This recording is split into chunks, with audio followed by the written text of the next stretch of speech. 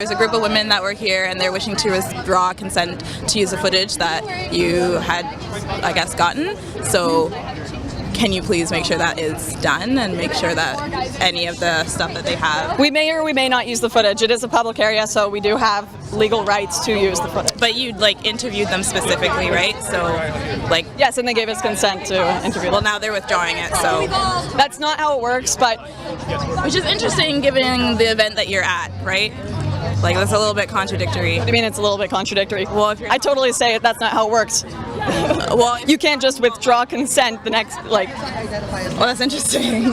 Why is that interesting? I don't know. No. Tell me We're at a rally for rapists, consent and withdrawing consent, saying no means no. They're saying no, and you're saying that Okay, so if someone gives consent the night before, and then they have listen. If they have sex with a man and they give consent to him, then the next day decide, oh, I regret it. I'm going to report him for being a rapist, even though I gave him consent. You're saying that's okay? So you're sounding a little bit like a 12-year-old because this is irrelevant.